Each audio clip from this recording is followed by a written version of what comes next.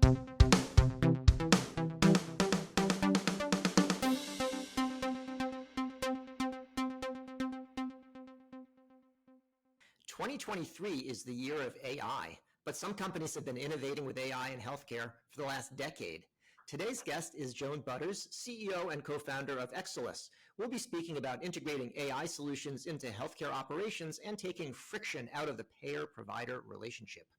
Hi, everyone. I'm David Williams, president of strategy consulting firm Health Business Group and host of the Health Biz Podcast, a weekly show where I interview top healthcare leaders about their lives and careers. If you like this show, please subscribe and leave a review. Joan, welcome to the Health Biz Podcast. Oh, thank you so very much. I'm glad to be here. We're going to talk a lot about what you're doing with your current company, but I want to wind the clock back, if you don't mind, and hear a little bit about your background, your upbringing. What was your childhood like? Any childhood influences that have stuck with you in your career? Yeah, thanks for the question. Interesting. I have a pretty boring childhood. I certainly didn't grow up thinking I was going to run a multi-million company, let alone one in healthcare. I think, but early in my career, I was focused on technology and always curious about how we could do things better through the use of technology. I think healthcare became a byproduct of of my exploration in that space. I came to a quick realization that data and technology could really have a material impact on the industry, and I think that's affirmed by being here in Nashville. Certainly Yeah. there's over 900 healthcare companies that operate here. And so I think, between just the fact that I found myself here in Nashville, worked for a startup in 1996 and worked my way through, that organization really did help solidify that technology can do better. I do have to give a nod to my dad.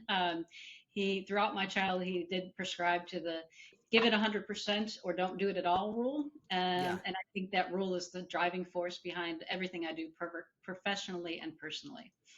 That makes good sense. Now, you make it all sound like it comes together, Nashville, healthcare, you have this realization. And I think it's good to have that realization early in your career because the alternative is just to bang your head against the wall for a while. But I thought you studied international relations in school. Yeah. That was not necessarily healthcare, I'm guessing.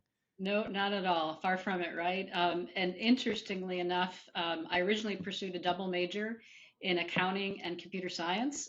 So that is started off as a freshman with that course curriculum. Good thing those courses are coming in handy now. No kidding, yeah. But international relations was a passion for me. Much like today, as I lead a company solving problems in healthcare, yeah, it was a bit ambitious, but I wanted to have a part in solving the world's problems, in particular the empowerment of women in third world countries. So I guess it's somewhat fitting now that I am a female CEO, somewhat inspired by the women that I've studied. No, it makes good sense. Well, among the women in my life, my mother-in-law, when I first met her and I told her I'd studied economics, she says, "Oh, that's for people who can't get into accounting." So anyway, she would have been more impressed with you than she was with me. I'll just say that. I love my I love my numbers for sure. So what was the startup in '96? Yeah, thanks for that. So startup in '96 was AIM Healthcare. And again, my path took me here to Nashville. Again, not intended for healthcare, but met up with who is now my co-founder and chairman, Jim Soar, who was the founder of AIM Healthcare. That was my first foray into healthcare. Little unknown fact, I started, I can't figure out what I want to be, right? I started at AIM as an accounting clerk, answered a small little ad in the newspaper, and started with AIM. At that point, they had about 20 employees. AIM was a company that was involved in cost containment services. How I got into technology in healthcare was at AIM. Jim Soar came back from a road trip one day, and for those of you that remember floppy disks, threw a floppy disk on my desk and said, "Hey, the customer that I'm working with thinks that there is some payment anomalies in this file. Can you go find them?" And I'm like, "Okay, I don't know anything about healthcare. I don't know. All I know is numbers, and certainly, and I can pivot a mean Excel file." And so that became the birth of data mining for our AIM, for the company AIM that I worked with. And then that grew to about a $60 million vertical within AIM. And then ultimately we sold to Optum I stayed with Optum for, I think, 3 years before I decided to leave in end of 2012, early 2013, and found Excellis again with my former CEO and Jim Soren, co-founder. Nice. Well, you can tell sometimes the era by talking about the technology, as you're saying. So like a floppy disk. So I came in just as they were going from the 8-inch floppies to the 5 1/4 inch. Right. And then they had the 3.5-inch disk, and people used to call it a floppy. And the people that got in there, it's like, this thing is rigid. Like, why were you calling it a floppy disk? You know, it didn't make any sense. But it sounds like you're about the 5 1/4 era that was there. And as I remember, AIM was focusing, it was like American Image Management, something like that. It was American Imaging. No, wrong one. No, asset investment managers. Asset investment management. Okay. Yeah, no. We did often get confused with. Yeah. All right, well, I'm glad I brought that up so as not to confuse it. Yeah, no, it was fun. It was a great organization, fantastic culture. I took a lot of what I learned at AIM and now apply it to what I do today at Excellis. A lot of what made AIM successful is what's making Excellis successful in terms of how we treat our customers. We over-index on making sure that our customers are delighted and happy, and I think that's something I learned from my time at AIM and continue here at Excellis as well. Got it. So when you were at AIM and then it became part of a bigger organization, and then what need did you see in terms of why do you need Excellis when you have other organizations? What was the additional reason to start that up? Yeah, so we'll get into this in a little bit, but the genesis of Excellis was not necessarily data and technology. It was around providing a service to our hospital customers. Back in 2012, 13, there were a lot of there were audits that were being performed on behalf of CMS, and hospitals just couldn't keep up with the volumes of audits that were happening. And so we started off Excellis as a service to help provide people resources to solve for that problem. For those of you that are listening that have a business premise, don't be afraid to pivot because we had to pivot mid-year of 2013. The government decided to put a pause on those audits, and so whatever our original business premise was somewhat non-relatable anymore. And so, but what we did learn through that, the work that we did early on in Excellis was that decisions were made, not data-driven decisions, lack of technology, a very revenue-sensitive function within the hospital was being underserved and not being identified as needing tools and technology to help solve for some of their problems. So that's where we said, hey, what if we can solve for that subjectivity in decision making, solve for the manual work that the hospitals are doing, solve for the reduction in touch points by having the technology be at the front end of the process as opposed to the back end of the process. And so all those learnings that we gathered from our time with the short bit of time we did during services, we took and became the foundation of what we provide today for our healthcare customers. So it makes sense to me to say, hey, you're doing something service, you're adding people. Even at the time, it's not so easy to hire people and train them up and so on. So sure, technology, but that doesn't always work out so well. Was it clear? I mean, it's clear that what you wanted to do, but was it clear that there was a technology that would enable you to do it, or how much of inventing did you have to do? I had to do a lot of inventing. So that's a great question, David. Yeah, we did a lot of inventing and a lot of internal prototyping and a lot of reaching out to our customers to ask them what their problems were and how could we solve for that. It was a lot of fun in the early days to sit across from a customer and say, here's what we're thinking, and for them to come back to us and say, well, gosh, that's something that I've had on my wish list, but nobody's ever been able to do it. And so it was very satisfying in those very early days to be able to say, hey, we've thought about this. Can you affirm? What do you also believe that technology can solve the problems? And we went out to the market and talked about that.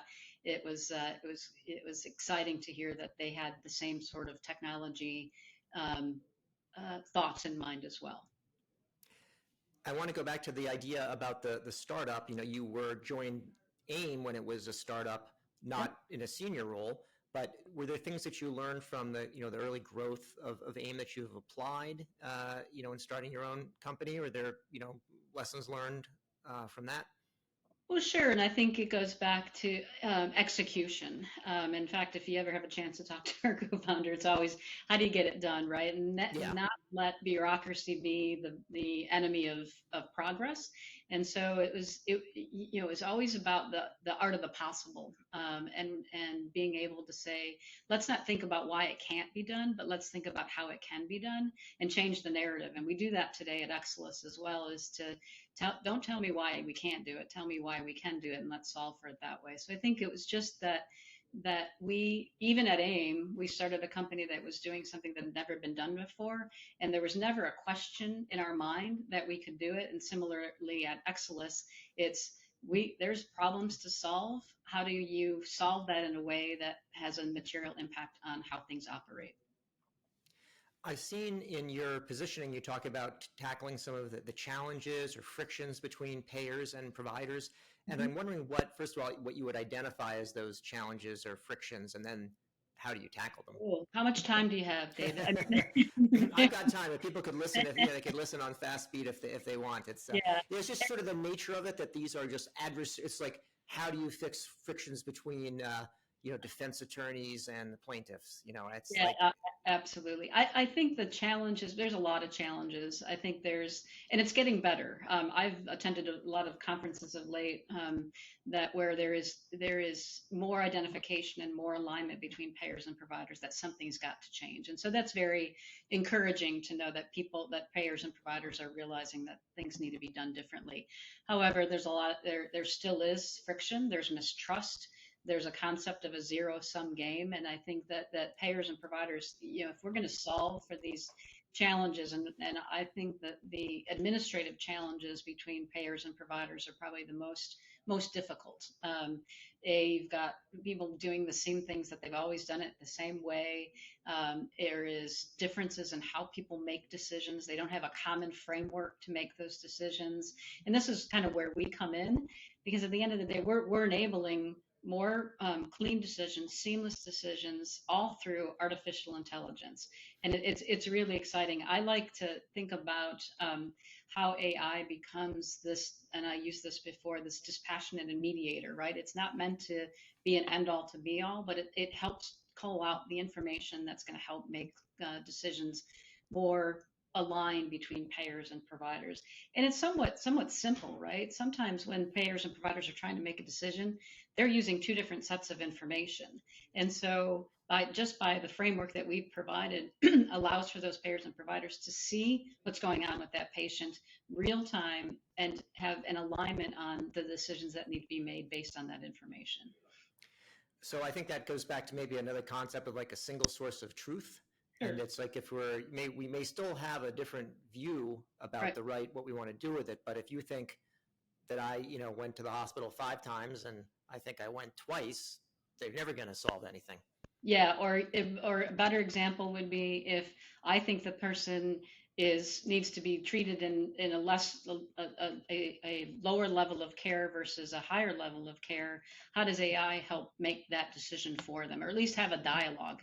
Yeah. At least start the dialogue between the two in a different way, as opposed to, I'm looking at this information, you're looking at that information. Here's what we can look at together to help make those decisions. And I think that's really helping to address some of the challenges that payers and providers are having on that single source of truth, that trust that I can use data in a different way to help drive some decisions.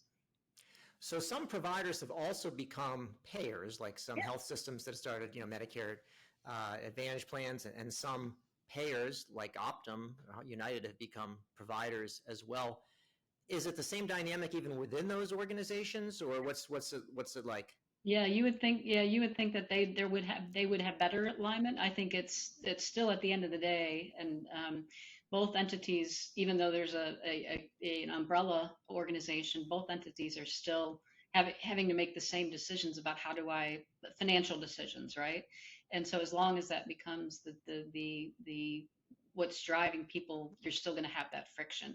And I think the other thing, David, that is probably prevalent even in the provider-owned health plans is you would think that they are sharing the same data, but they're not, right? And I think that's where we come in, is to help provide that shared look at a patient's condition differently than people have been able to do before. Now, who would be the people that are your customers or users? Like whose problem do you go and solve, and whose budget does that come from? Yeah, so it varies, right? But for the most part, both are, so this is an interesting phrase, but it's clinically driven financial operations, right? And so, again, not to get too far in the weeds, but both organizations, payers and providers, have a function within their organizations called utilization management, and their objective is to make a determination as to whether a patient needs to be admitted to the hospital or not. And it's not necessarily always a clinical decision. It's a decision that drives revenue. And so both of those are trying to figure out how do they make a decision in the way that is helps benefit both the payer and the provider uniquely. And so what we are helping to connect those dots between those two functions, both connect the dots between those two functions and then streamline that process between those two functions.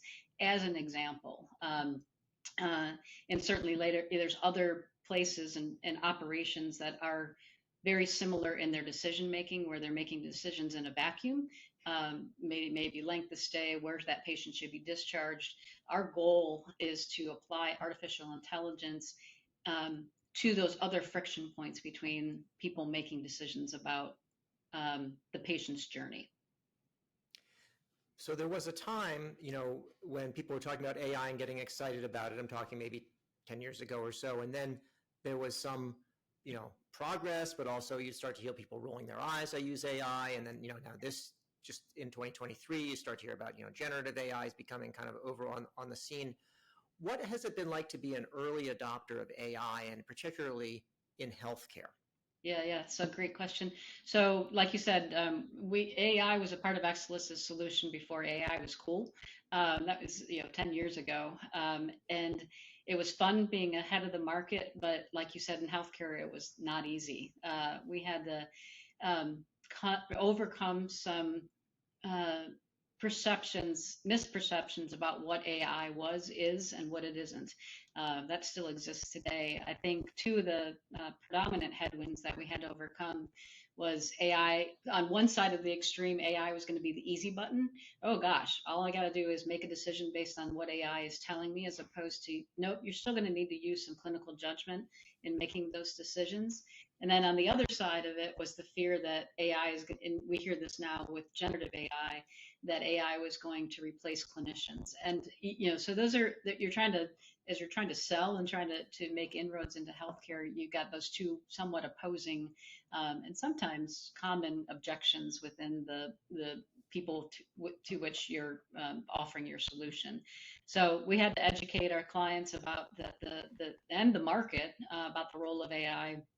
And again, it's not either. It's not the easy button, nor will it replace the work that needs to get done. But as I said before, it's that dispassionate mediator that helps provide alignment and clarity in a pathway for decisions to be made.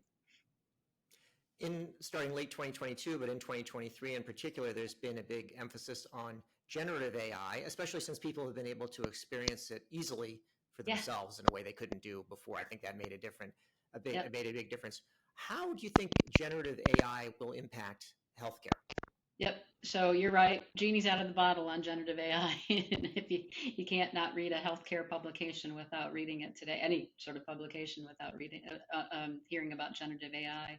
I think that there's a lot of promise on generative AI, but I think importantly, and a lot of the things that we're trying to solve for are the administrative aspects of AI, of generative AI, right? If I can draft a letter, or if I can have generative AI document for me, obviously with some oversight, or if I can reduce the number of clicks or number of documents, the narrative that I have to provide, that's huge for clinicians, right? And again, I think that the administrative aspects of generative AI have a lot of promise. I think where there's, and I think we're hearing it now, is there's on the clinical side, we should be thinking about there's cautionary tale. It's the generative AI is doing great at the ability to find a single diagnosis or clinical pathway, but we know that patients' conditions are complex, and when you start to add that complexity, it's falling a little bit short. It's getting there, but I think I think lots of opportunity on the administrative side. Jury's still out on the clinical application of generative AI. We're going to be closely watching the executive order just recently released by the Biden administration, see how they will be able to, define the framework for the responsible deployment of AI, while not stifling the innovation and the promise that it can bring to the healthcare industry. So you've had great track record over the last decade with Excellis, and I'm wondering, where do you go from here, and how would you expect some of these use cases to evolve?